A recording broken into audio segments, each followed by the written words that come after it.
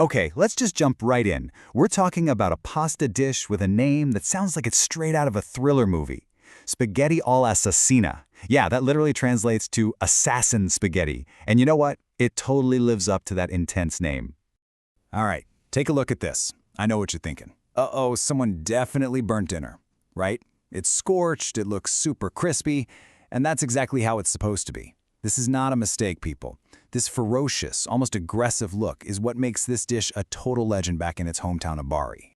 So, this really brings us to the big question, doesn't it? Why the assassin? Is it because the spice level is just killer? Or is there, I don't know, some kind of dark secret story behind it all? Well, we're gonna find out. All right, to crack this case, we gotta hop in our time machine. Let's set the scene. We're in Bari, this beautiful city on Italy's Adriatic coast.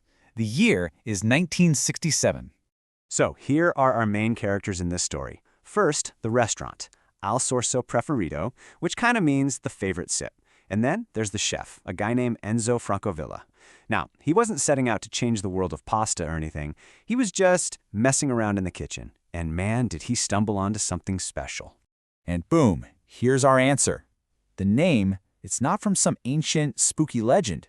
Nope, it came from the first customers who ever tasted it. They were just so completely blown away by the intense heat, the bold flavor, that one of them jokingly said to the chef, "You're an assassin." Just like that, the name stuck. A legend was born. Okay, so the name is cool, but what's really wild about this dish is how it's actually made. It pretty much throws every rule of Italian pasta making right out the window. Trust me, this is not your grandma's spaghetti recipe. So get this, the absolute key here is that the pasta is never boiled. I'm serious. You take raw, dry spaghetti and toast it right in a hot iron pan. Then, instead of just dumping sauce on it, you add tomato sauce and water bit by bit, kind of like you're making risotto. You let the pasta just soak it all up. And the secret move? You have to let it stick a little. Let it scorch and caramelize. That's where the magic happens. And this slide just lays it all out perfectly.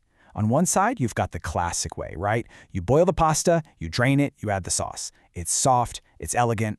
But then you have the Assassina method. The pasta is cooked directly in the sauce. It gets toasted, crispy, and just unbelievably intense because the flavor gets cooked right into the pasta itself. It's a whole different ballgame, a totally different way of thinking about pasta.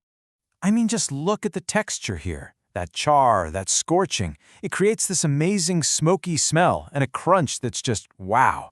It's cooked and yet it's crispy, all in the same bite. It totally messes with your head in the best way possible.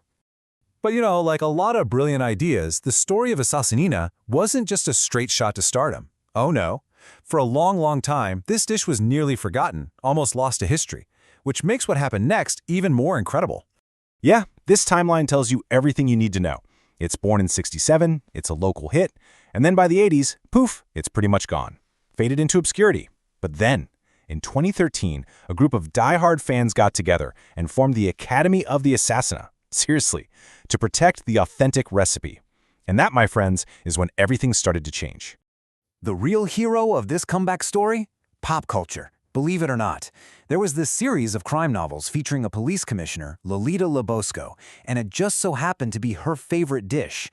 Well, those books became a massive hit TV show, and suddenly, spaghetti all'assassina wasn't just some forgotten local dish. It blew up. It became a national icon, this awesome symbol of Bari's fiery personality. So, okay, after all that history, all the hype, what makes a plate of spaghetti all'assassina the real deal? What makes it authentic?